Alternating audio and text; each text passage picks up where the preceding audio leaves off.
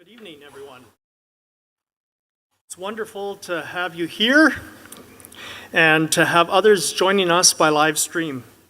We are celebrating the launch of two books, Blessed Are the Undone by Angela Reitsma Bick and Peter Schuurman, and Holiness Here by Karen Stiller.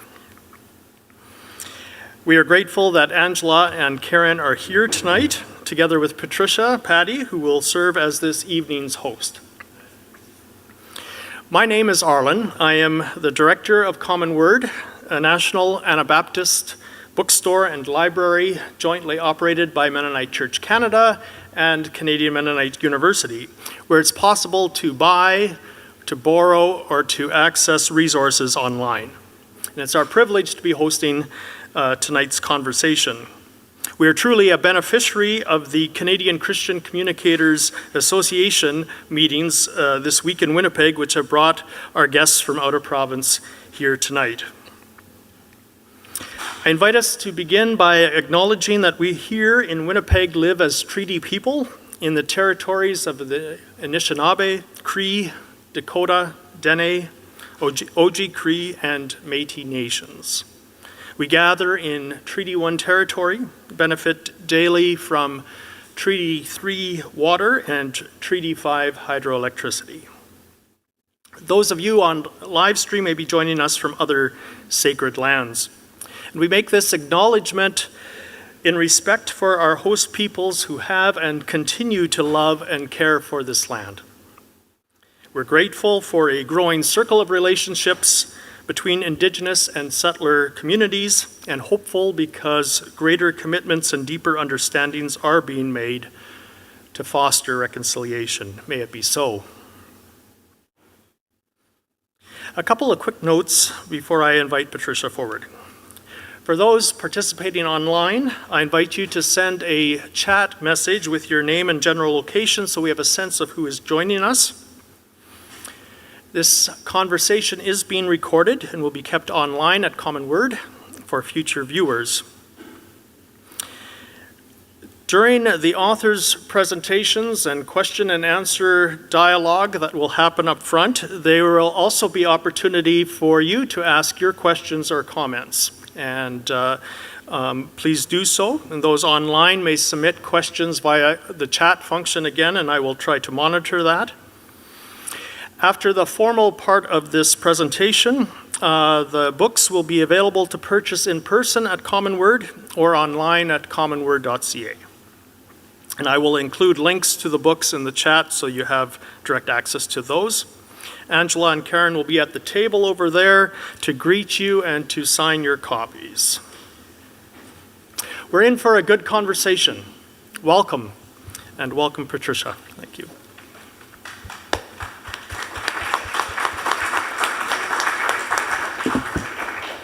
Thank you, Arlen, and welcome to all of you. I had an opportunity to walk around and greet a few of you before we started, and you seem like a friendly crowd. So I've told Karen and Angela nobody's going to be throwing rotten eggs, hopefully. So welcome, everyone, to the Common Word Bookstore in Marpeck Commons at Canadian Mennonite University in Winnipeg. Welcome to our online viewers. I'm Patricia Patty, and I have the privilege of being your host for this evening. Tonight, we are celebrating the launch of two wonderful new books by two exemplary Canadian Christian journalists and editors. First book, Holiness Here, Searching for God in the Ordinary Events of Everyday Life, is the latest book from author Karen Stiller. Karen is a senior editor of Faith Today magazine and a freelance writer for other periodicals, too numerous to mention. She's a two-time recipient of the prestigious A.C. Forrest Memorial Award from the Canadian Church Press for excellence in socially conscious religious journalism. She's the author of The Minister's Wife and has co-authored other books, also too numerous to mention. She lives in Ottawa and has a Master of Fine Arts in Creative Nonfiction from University of King's College at Dalhousie University. The second book is Blessed Are the Undone, Testimonies of the Quiet Deconstruction of Faith in Canada. This is the first book from Angela Reitsma Bick, who co-authored this study with Peter Sherman. Angela is the editor-in-chief of Christian Courier and an award-winning journalist recognized for her work highlighting social justice issues. With an honors English BA from Redeemer University and an MA in literature from Queen's University, she is also a winner of the A.C. Forrest Memorial Award for Excellence in Religious Journalism. In 2020, she was recognized with the Distinguished Alumni Award from Redeemer University, and she lives in Newcastle, Ontario. Please join me in welcoming both of these outstanding Canadian writers.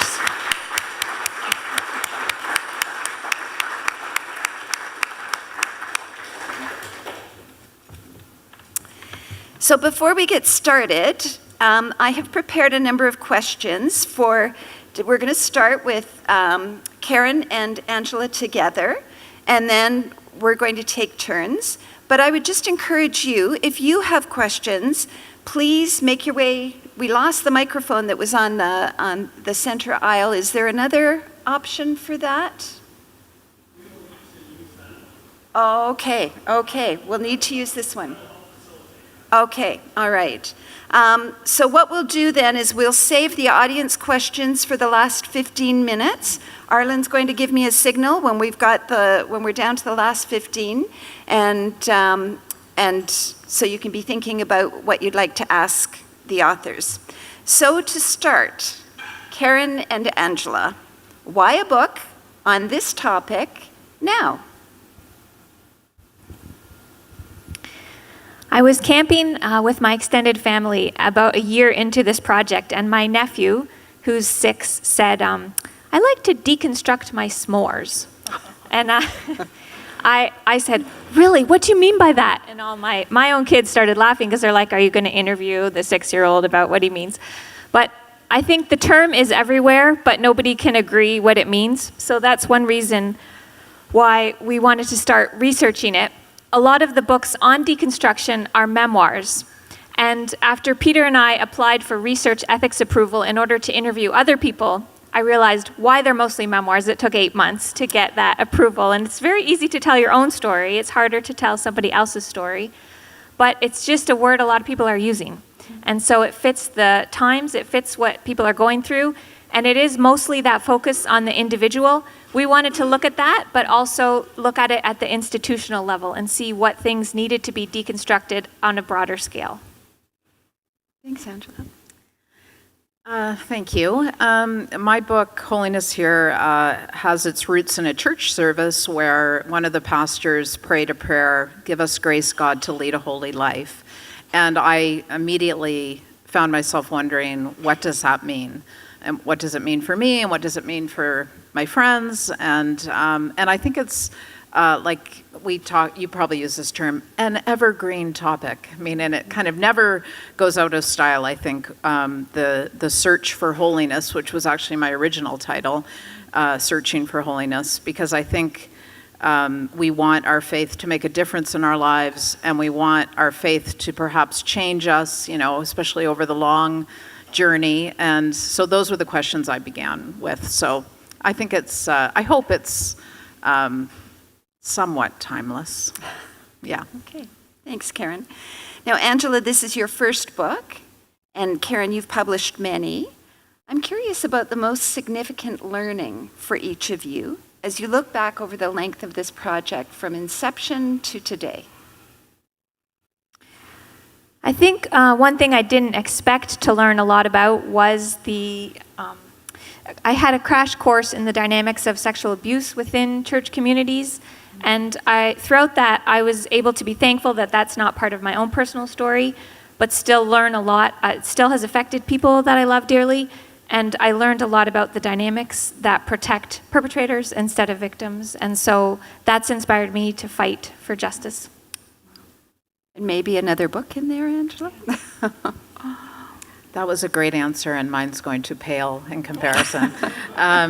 So I learned in my a big part of writing is, of course, reading, and reading what has been written before on your topic. And so as I read my way through a lot of books about holiness, I I learned that, again, the sort of timelessness of this mystery and this quest we have to grow in our relationship to God and to understand that part of God and how it impacts us in our lives. So I think I hope I did learn about the topic. I learned what I didn't know, that's for sure. And then, assuming sometimes at events like this, there are writers in the crowd, so I'll say something about writing. And I had an extraordinarily cataclysmic event happen in my life when I was writing the book, and I learned about the power of writing for me. And I think this is true for anyone who writes, that writing is such a way to open up our souls and our hearts and, explore what's happening and find comfort and learn. And I'm always amazed at the power of writing to open doors in our hearts and minds. So I think that's one of my big takeaways. Great. Thank you, Karen. Now, you both have years of experience as journalists, writing for things of, about, and to the church. And yet these books take very different approaches. Karen, your book is composed of chapters on several different themes as they relate to holiness. So money, beauty, the church, hospitality, and so on. And Angela, I would describe your book as journalism on steroids, producing a reader-friendly but academic text. So who do you imagine your readers to be? So I imagine a reader who is searching, maybe deconstructing, and has questions about who they are in relation to God and what their life can look like, and what it means to be an active participant in your own transformation and in what God is doing in your life. So I think that a reader who is okay with transparency and vulnerability would be ideal. Maybe a very patient reader. Yeah, I don't know. That's a really good question. Yeah, I thought that was a good question too. And journalism on steroids, I had to think about that. That is a compliment, right? It is. Okay. Yeah, I think our book is for Christians who care about the church in Canada and its future, and they kind of think deeply and care deeply about those issues. And the academic piece is in there because before we started interviewing people, we had our list of, these are the reasons why we think people might be deconstructing. Then we talked to people and threw that list in the garbage and made, we had a different list of reasons. And then for each of those, we tried to give the context and understand how that fits specifically in the Canadian context. And so all of that was massively laborious in terms of research. And so that's where the 346 footnotes come in or whatever. And that's the research side. And then the personal side are the 28 stories of the Canadians that we interviewed. And I think you need both. You need the stories, they speak to a certain type of reader, and the data speaks to a different type of reader, and they sort of inform each other, hopefully. And it was very elegantly done, I can say, Angela. I really enjoyed your book. Hang on to the mic, because I'd like to know, how do you define deconstruction? Yeah, great question. That took us a year, probably, to answer, and our first definition was maybe 4 or 5 paragraphs long, and now I can say it's faith undone is probably the shortest definition. And the book just came out a week ago, yesterday, and people, even who haven't read it yet, I know there was a friend of mine, her mom said, I'm undone. I feel that. The word has connected with people.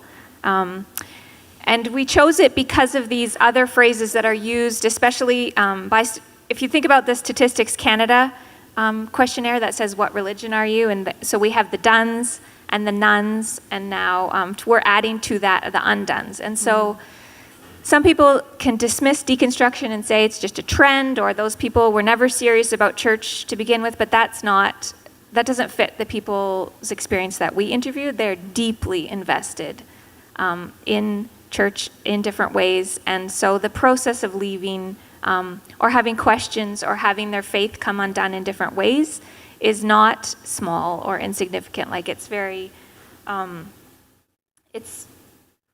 it can be a bigger deal. So 7 of the people out of the 28 were pastors. And that's deconstruction at the individual level. And then all the way throughout the book, we kind of try to look at the two things, individual and institutional. So part of what we look at is what in the institutions also needs to be deconstructed. So Angela, out of all of the people that you interviewed for the testimonies for the book, what was there kind of a common thread that they revealed in terms of the reasons for their deconstructing? What did you hear? They're all very different, but 50%, fully half of them began deconstructing or had their deconstruction kind of sped along by the way that the church treated LGBTQ people. So that was the largest factor. Probably second largest was in 2016 with the election of Trump in the States and the support there among evangelicals. Wow. Now, for those of us who are part of a church, the word deconstruction can seem like a scary thing, a negative thing. We might know of people who've left the church. We see the statistics about, declining church attendance in this country. We might have friends and family members who have deconstructed their faith. Is deconstruction always a bad thing? No, we frame it differently in the book. We see it as part of a cycle of construction, so the faith you were raised in, deconstruction, and then hopefully, ideally, but not always, reconstruction. And that is kind of a biblical or spiritual cycle. So to make it Canadian, we have the metaphor of canoe camping. So you set up your camp, you tear down camp, and you look at the parts of your endeavor that need changing or dismantling or renovating, and then you move camp. And in the graphic on the cover, it could involve some portage to a new area or a new type of understanding or a new faith community. So it can be a dying to the self, leaving behind your idols. It can be part of this cycle of repentance and renewal. I think if there would be no need for deconstruction if everything was perfect, but we're just humans, we make mistakes, our churches have errors and problems, and so I see it as a good thing. How did current events relate to your thesis as you were writing? They made us revise kind of endlessly. We started at the end of 2021, and when we started, I think we thought, hey, is deconstruction already kind of over? Like, is this term old? But that has not been the case. I think it feels more relevant than ever, to the point where, so those triggers that I told you, we end up identifying 7 kind of main groups of reasons why people start deconstructing. And of those 7, 4 of them are in the news constantly. So we have to go back even and change the verb tenses in some chapters. So when in 2021, we could have never guessed Trump would be running again, the season when our book comes out. So we had to go change the verb tenses in the chapter on evangelical support of Trump. Reports of the graves at residential schools in BC came out in 2022 when we had already started writing, and decolonization was a factor for many people. My co-author, Peter, and I are both members of the Christian Reformed Church, and over the past 3 years, human sexuality has been a very contentious issue that came up among many of our people we interviewed, as I mentioned. And then my co-author, Peter, also studied and wrote a previous book on the Meeting House, and the allegations against its pastor came out again after we had begun writing. So it all felt very current. Even there were new court findings September 6th, and we changed something on the back cover because of those court cases that are just still very relevant. Wow. Okay. Thank you, Angela. We'll give you a minute to catch your breath, and you can pass the mic back to Karen. So Karen, you've alluded to the fact that holiness is kind of a timeless concept, idea, topic, and yet it also seems to be a notion that goes in and out of popularity, if you will. Does holiness have a PR problem? I write that it does, as a matter of fact. So yeah, it's interesting that you phrase the question like that, because as I I don't know what you're like if you sort of talk about your projects when they're happening. I tend not to because I, think that, oh, this isn't going to work out, so I can't tell anyone what I'm doing. But I did talk about this project. I would say I'm writing about holiness, and I usually got two responses. One was like a little bit of, you're writing about holiness? And also like, holiness, like why that old word, because we don't sort of talk about it very much anymore, it seems. And also in sort of dinner party conversations, my husband was an Anglican priest, so we would have a lot of, we did hospitality a lot, and I would talk about the topic, and people would really reject it if as applied to them. They would think, well, I'm not holy. And sometimes it was out of like, no, I'm a mess, and sometimes it was like, don't label me with that. And so I think the PR problem is, of course, probably you listed all the things, that it's seen as, rule keeping and rule giving and, boring, judgmental. We all know the phrase holier than thou. Nobody wants to be that. So that was, one of the many questions I started with was, what is it? Is it a bad thing? Is holiness, is the holy thing always the hard thing? And is the hard thing always the holy thing? And that's the sort of territory I muck around in. So Karen, what did you conclude? Or did you draw a conclusion? Why are people so uncomfortable thinking that they are holy, that we are holy? Yeah, I think that there's maybe there's a shyness, and that we know our insides and we know how messy we are, and we know, one of the tenets of the Christian faith is that we are broken, but we're also put back together again. And so what I am trying to explore in the book and encourage people to think about holiness as a warm invitation and not this stern, scary command and this impossible bar, but to embrace the fact that God has said you're holy, so you are holy.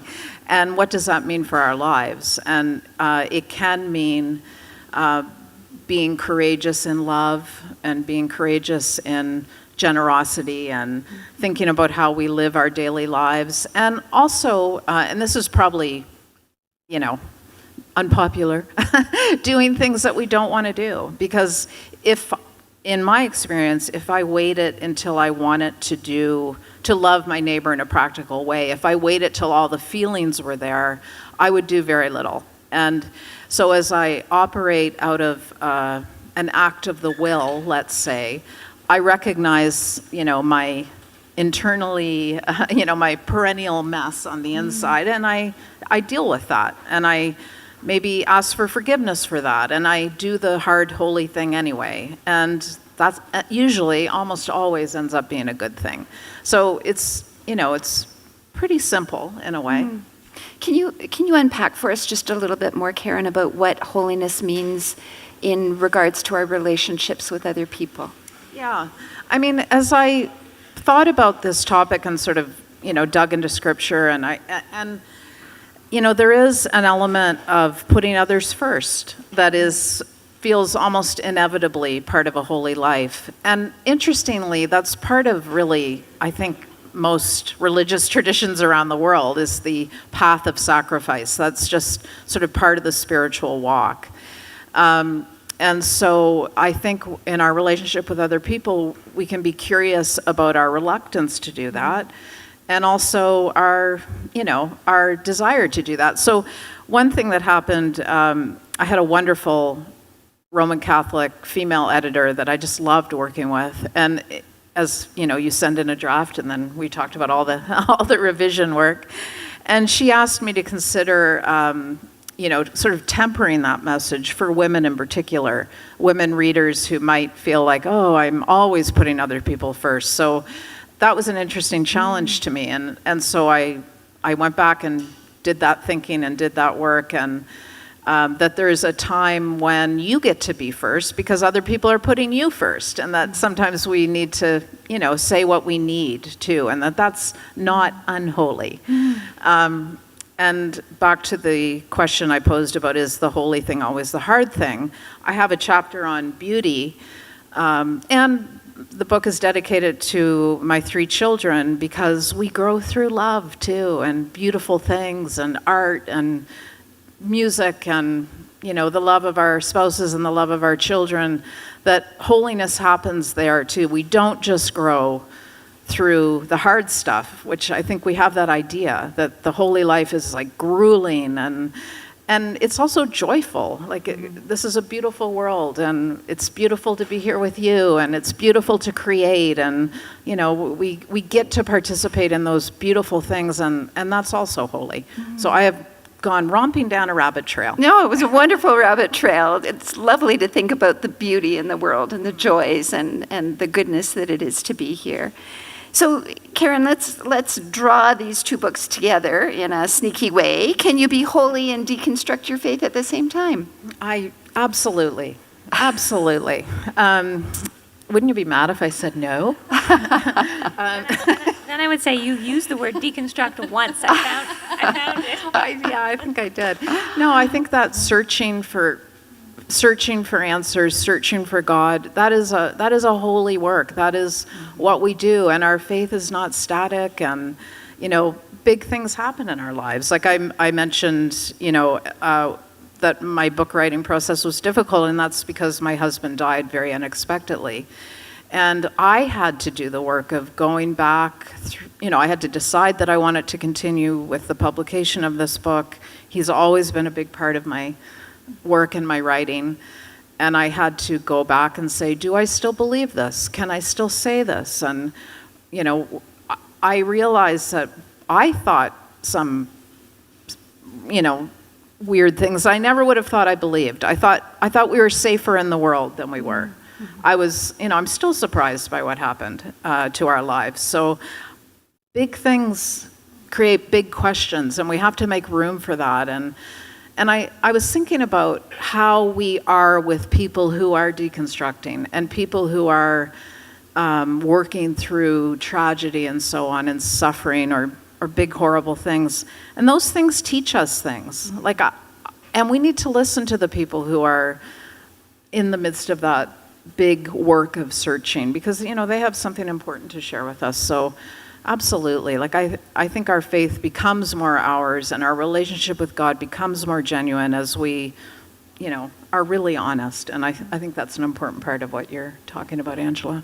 Thanks, Karen. Okay, send the mic back to Angela. Angela, you co-authored this book with Peter Sherman.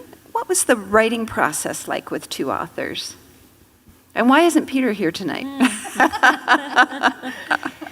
He's in South Korea, actually, right now with Lasan. Wow. So, okay. yeah, it was really great. Yeah, I think it was probably a little bit harder than it might have been on my own, but ultimately made a better book because we pushed each other in different ways. And I'm a writer. I'm used to figuring things out as I write. I don't know if you have that. Was it Flannery O'Connor who said, I write to figure out what I think, or to find out what I think? That's typically what I do too. But with Peter, we talked about everything. And so we would have an idea and we'd push it back and forth, and we would start writing about it once we had kind of landed at kind of the same point on that issue. So I always appreciated when Peter said, I don't know what you mean. Can you explain that? And then it would force me to articulate my own thoughts a little bit more. And he added, I thought it was helpful to have male-female perspectives on a lot of these issues. And then he has a background in sociology and theology, which brought a real depth and richness to the book. Yeah. In the beginning, if there was a section that we knew needed work or it was confusing, it was my instinct to just chop it out, and he would want to add something to clarify. But by the end of the 3 years we worked on this, we had sort of flipped, and he would chop and I would be adding things. So I think it was a good balance overall. Very interesting. Is there, you alluded to evangelical support for Donald Trump being a key issue amongst those who identified as being deconstructing their faith. Is there anything unique about the process of deconstruction in Canada compared to the US? Yeah, well, it's interesting because we were interviewing only Canadians. We're writing as Canadians, for Canadians, with a Canadian press, and Trump came up. Why did he even come up, right? So people said things like, well, my father-in-law would vote for Trump if he could vote, but, we're here. So it was such a big part of the conversations, even in church communities, we had to figure out why that was happening. And so by the end of our research, we realized that a lot of what Canadian Christians are actually deconstructing is the influence of American evangelicalism on our churches here. And so not all, but I think 5 or 6 of the 7 kind of triggers or reasons can be traced back to strong organizations or influences in the States. So people were raised in a church, maybe their pastors went to conferences in the States, their material, their curriculum, their series, their topics, that all kind of came, had a strong US flavor. So the American dream, prosperity gospel, purity culture, young earth creationism, these all use materials from Answers in Genesis and Willow Creek and True Love Waits and the Republican Party. And those are not all bad, but they don't all necessarily translate to the Canadian context. So what we saw was that faith deconstruction, part of it anyways, is the process of divesting our Canadian churches of the more harmful aspects of American religion. And then we also, in the subtitle, coined the phrase quiet deconstruction, because that felt Canadian too, in a way. Like, we're not kicking up a big fuss, we're not slamming the door when we leave church, we're just quietly, kind of maybe apologetically, just kind of leaving. Yeah. Wow. So it's more common maybe to hear of the great deconstruction, but I think the quiet deconstruction fits here a little better. Thanks, Angela. Karen, some people associate holiness with all of the negative things that make people deconstruct, like in Angela's book. How would you interact with that? Yeah, I think that is holiness's PR problem, for sure. So I think that what, and I'm sure this is true for all of us, that what speaks volumes to us is the authentic love expressed to us by someone else. And so I think that, and also, I'm thinking about the beauty and comfort of church. And I mentioned that we are in the Anglican tradition, and for years, the churches my husband pastored became havens for what we called weary evangelicals. So in fact, this has sort of always happened in a way, right? People shifting around and so on. And that the church is so much bigger than any one tradition. So I am not answering your question at all. No, I asked you to interact with riffing. So I think that, when my children are in their 20s, and they are, 2 of them at least are in various stages of deconstruction, I think. And, we try, but they're still very interested in a holy life, and they are hoping to see the good in the church and still receive it and be open to it. So, I hope that as we live our holy lives, as we participate in our own transformation, that we will, maybe remind people that there's still beauty, and there's still love, and there's still joy, and there's still God, even as they deconstruct. So, there. I'm going to stop now. Okay, but I'm going to get you started again. What good can holiness bring? Yeah.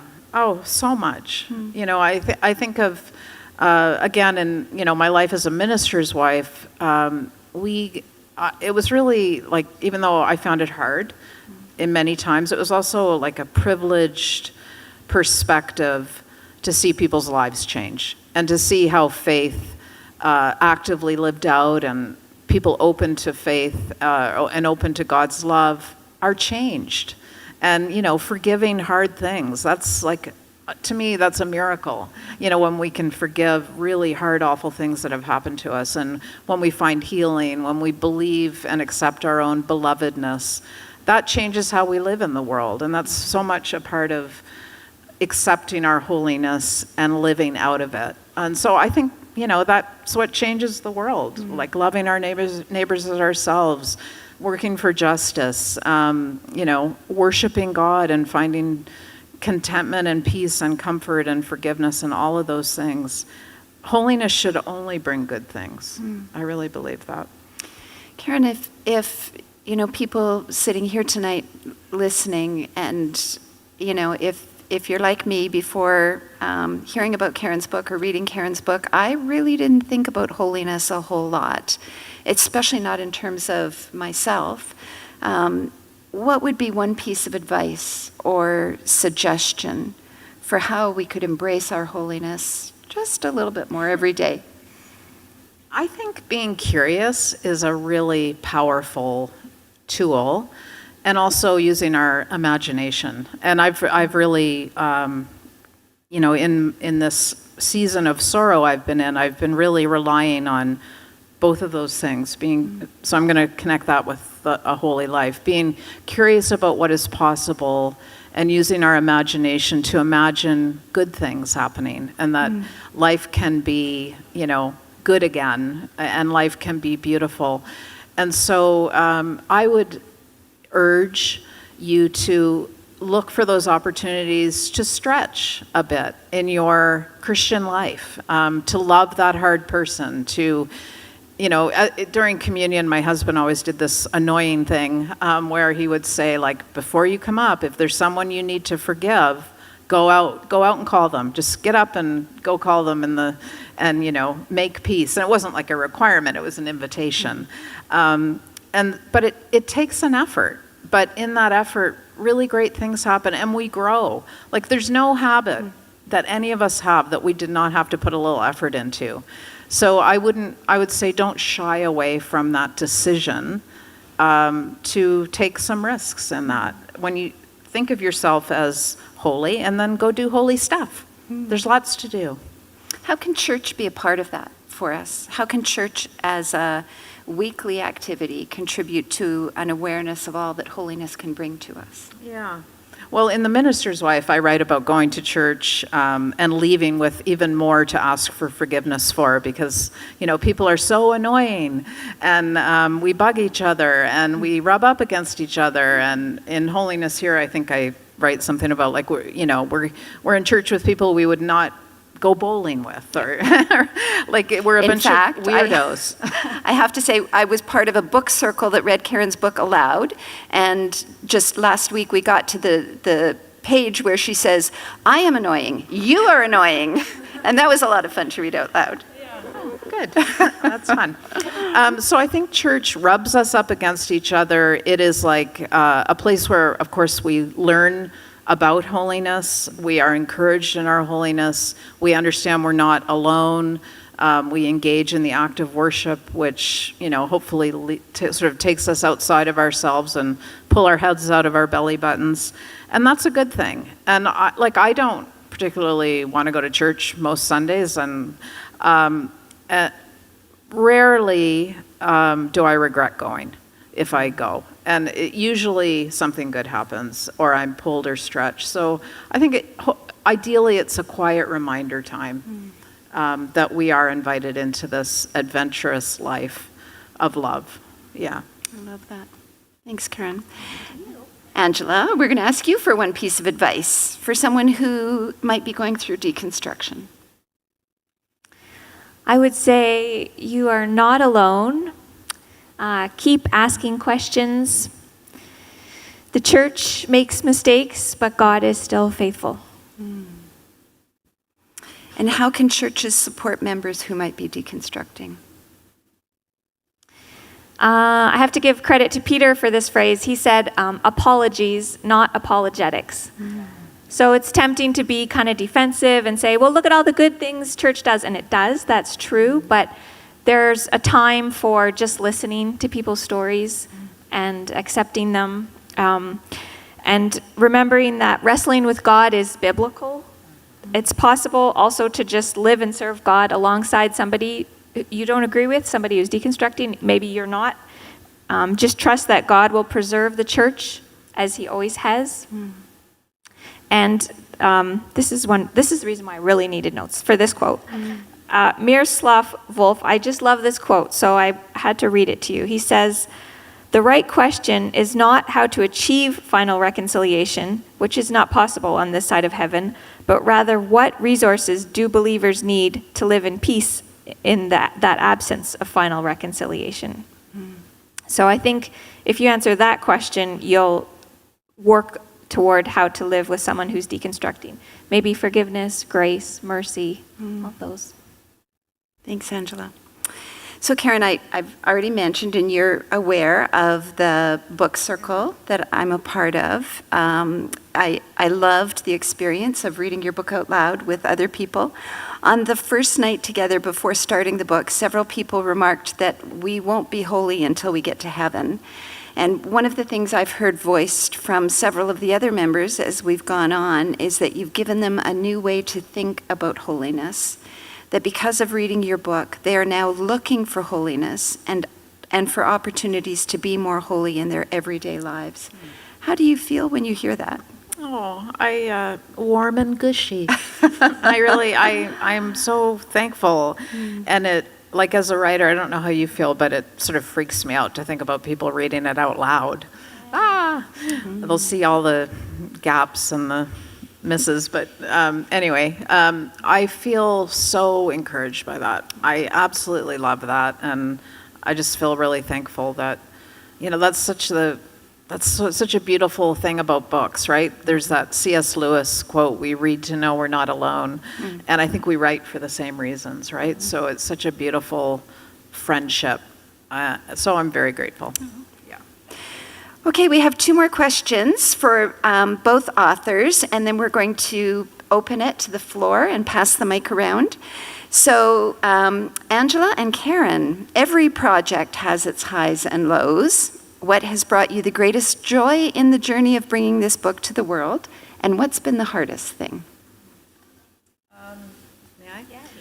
So I think it's an amazing thing to create something and have it be real in front of you. So there's that act of creation, the reward of the hard work. I mentioned that I wrote it, part of the book at least in a time of, sort of grief, obviously, and so that was hard and yet beautiful, that act of having something to make, and remember that I was still a writer and that my husband would want me to continue, was both hard and wonderful. And I think this has something to do with this topic we're talking about, but the process of revision in writing, like that is really when the good writing happens. And, it's I love revision. And so that is always a joyful thing for me. And so, yeah, that was good. But yeah, stop. Greatest joy and hardest thing, Angela? Oh, it's the same thing, both questions. So working on the cover and the title, I loved both of those things. We had so many different titles over the project. We started with Faithful Deconstruction, which was okay, just kind of boring, not too bad, but it's kind of boring. Then after a little while, we changed it to Faith on Thin Ice. But at that point, we already had the canoeing guy in the picture and the metaphor, so then we had a real metaphor problem because that was the ice and the canoes and just didn't work. And then at one point I think we had Poutine Undone, which is terrible, just really bad. You could have done s'mores in honor of your nephew. So finally, Blessed Are the Undone fits in with the Beatitudes, and it focuses on the people, and so that was the heart of the book, and so we were both happy with that. And then our designer came up with this beautiful cover, which mimics Parks Canada signs if you are a camper. Even down to the subtitle and the authors are where the French and the English would be. Isn't that fun? I just love that.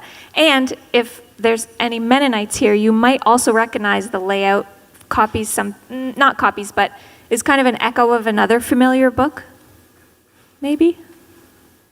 Anybody? A cookbook? Yeah. Yeah, it's the same layout as the More with Less cookbook, which has been a part of my childhood and life. So, Okay, final question. What are your hopes for your book? yeah, that's such a good question. kind of the same two-part answer that I keep giving you between the individuals and the institutions. I hope it helps people who are deconstructing feel like they're not alone, and maybe helps the church see a little bit of what needs to be dismantled, and maybe it's optimistic, but a bridge between those groups. That is a great question. I hope that my book opens up honest conversations and new levels of transparency that can help people on their journey. It's been my experience that the more honest I am, the more love I receive back.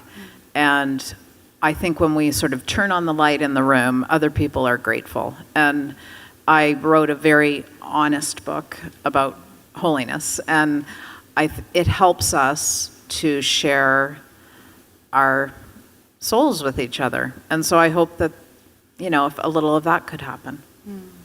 Thank you, Karen. Okay, that brings us to an end of my questions. Now it's your turn. Arlen, are you going to? Thank you. Thank you. So just stick up your hand if you have a question.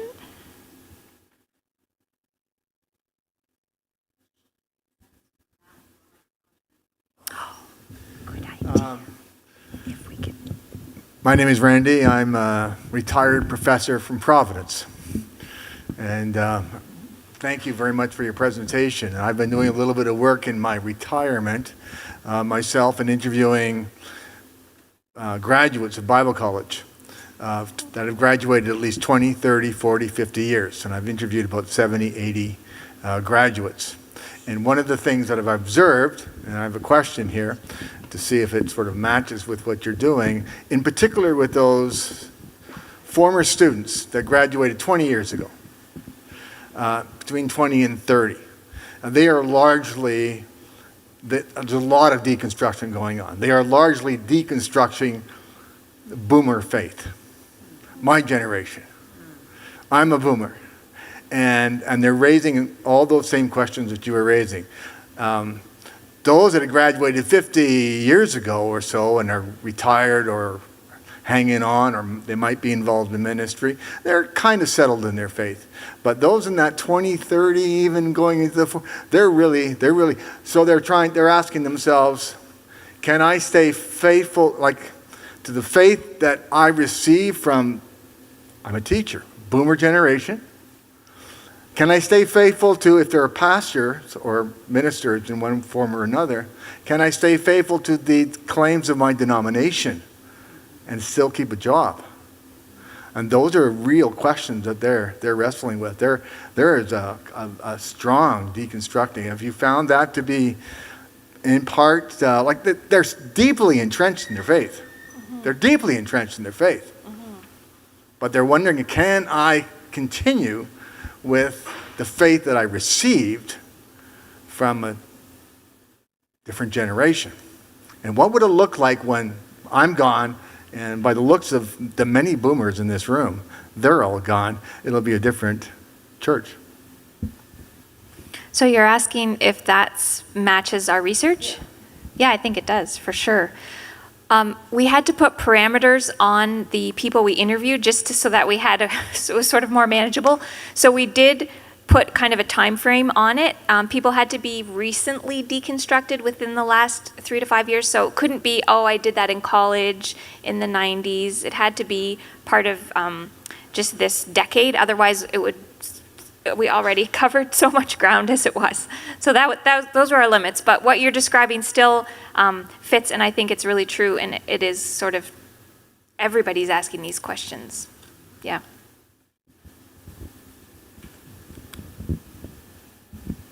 I have a question along the same lines. So I'm reading a book right now by Thomas Friedman called Thank You for Being Late. And it's about surviving and thriving in the age of acceleration. And we're living in this age where things are moving so quickly and changing so quickly that biologically and psychologically humans aren't capable of keeping up. So you have a lot of anxiety, you have a lot of depression, a lot of really strong opinions, because people literally just can't handle it. So when you talk about people deconstructing, constructing, deconstructing, and reconstructing. Do you find I'm thinking, I guess because I'm Mennonite, I'm thinking more of the Mennonite church. Do you find it's more people who are maybe of an older generation who think things are just changing too quickly? Or do you think it's more an issue with the younger generation who think things are moving too slowly because they're already adapting to the rapid pace of change, where an older generation isn't? I think it's in every generation, actually. Our study sample was ages 17 to 79. And there were not significant differences in the types of deconstruction. They all kind of spanned all the decades. So, but that's an interesting question about the pace of life, which we didn't look at specifically, but that would be interesting to look into.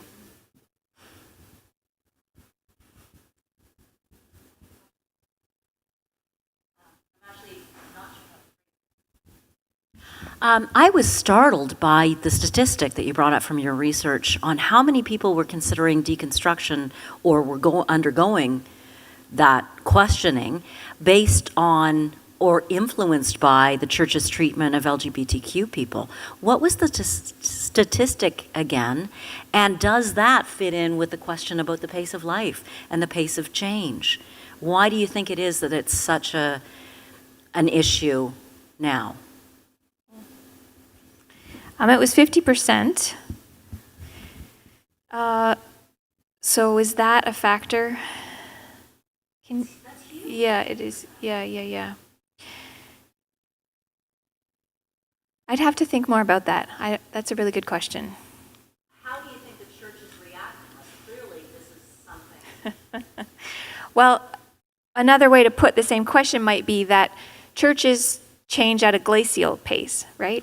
And so they're maybe not reacting as well as they could to changes in society. And so that dissonance has affected Christians, if that's fair to say.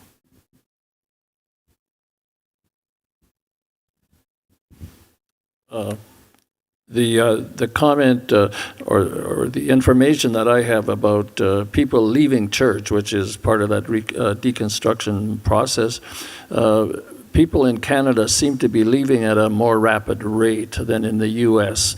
Would you have any reasons why that is happening?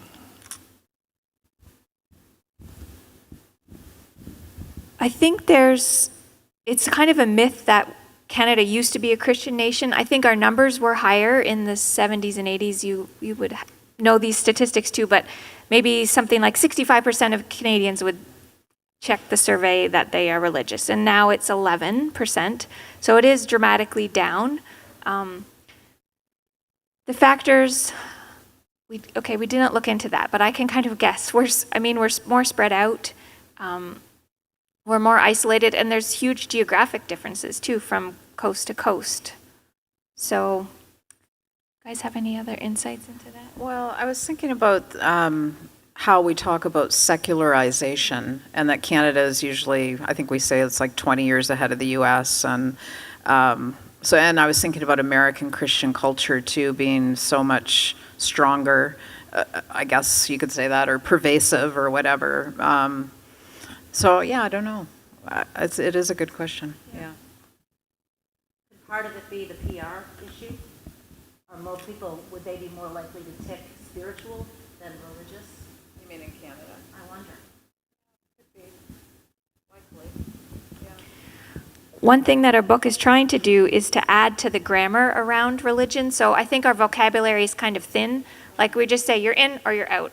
Well, that's not very helpful, really. Like there's people that leave for a time and then they come back, or they go to a different church community, like you were saying, or so I think if we can add to that, it will help churches answer that question too. Hi, Don is my name. I guess I have a question for both authors, maybe Angela first. I had when I interview my children or whatever, the next generation or people, they say, yeah, I still go to church, but I don't believe in God anymore. And the other ones believe in God but don't go to church. So that would be kind of the choice there. Did you find that the people you interviewed tended to choose a spiritual path, which was less institutionalized? Or another way of asking that, the resilience of religion. How resilient is religion? So anyway, that's my first question. Yeah, I think I've alluded to the fact that we had a lot of ideas at the beginning that didn't always work out. So in terms of what we thought would happen. So we said at the beginning, okay, we're only going to interview people who don't deconvert fully. And then again, it wasn't that clear cut. It's not straightforward. So out of the 28 in the end, 4 would say that they do not believe in God anymore. They've completely deconverted and left faith. The others are a mix. So 5 or 6 have found new church communities. Some often have gone to the older traditions, Anglican or Orthodox church. Some just sort of pause church. There's too much hurt there and they just need a break of some kind. And that was more common than what you're saying about a vaguely kind of spiritual. It was more often specific to an institution that they just left for a time. Okay, the second question is to Carol, right, Carol? Now, Pentecostal, Holiness movement, I think of 100 years of history that we kind of claim as an evangelical community, let's say, or a revivalist tradition, and so there's an honorable sense of that is pervasive in our society, and if you go to a church service, that sense of holiness is emphasized, and there's other denominations that have really embraced that. And so, as you say, what do we do with that tradition that we belong to or are part of or claim? Let's say. I think that's. Yeah. No. Thank you, Don. I think that's a good observation. And there have been times in church history where holiness has been a topic that was like the focus and so on. And so I think. I wasn't trying to ignite a new holiness movement, but more just explore what it can look like now in our own individual lives. I think you're right. There's such a rich history, and there's so much great writing too. And one of the one of the books I read, and I can't remember the title, and I wouldn't say it anyway because I'm going to criticize this. It depicted holiness literally on a upward, line, like this. And I talk about holiness as sort of a spirally loop that you forward, back, learning, external, internal. I'm mad at everyone. What does that mean? What's going on in my heart? How can I learn through this so that it's not this like plotted graph to perfection, because we know that's not possible. So, and I feel like there's critiques of holiness movements where it might have, talked about perfection in a way that wasn't helpful. So, yeah, thank you. We have time for one more question.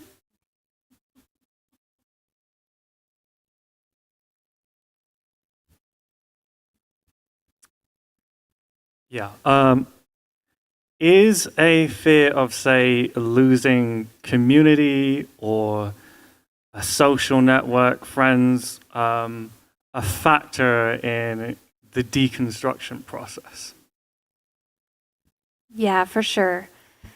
The fear of it, Rachel Held Evans is a writer from the States, and she said to her husband, when they were talking about leaving their church, she said, "But who will bring us a casserole when the baby comes?" And they were not pregnant.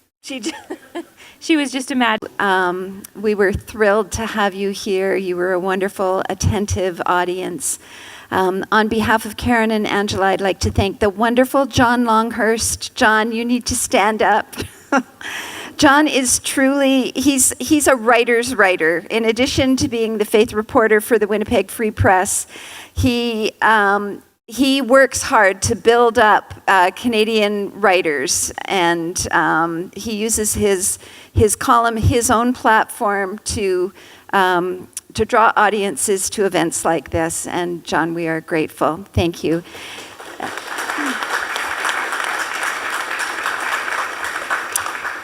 And I'd also like to thank Arlen Friesen-Epp. Arlen, who is the director of this gorgeous Common Word bookstore.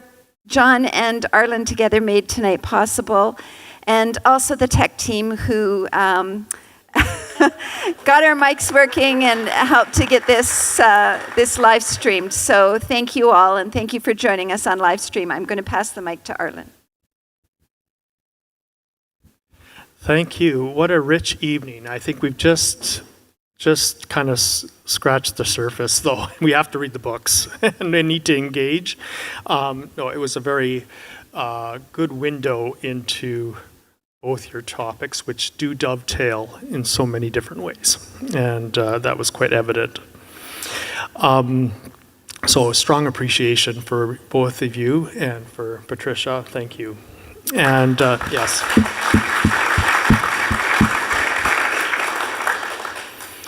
As I said, this conversation has been recorded and it will be available to view at a later date if you'd like at commonword.ca, where you can borrow or buy these books.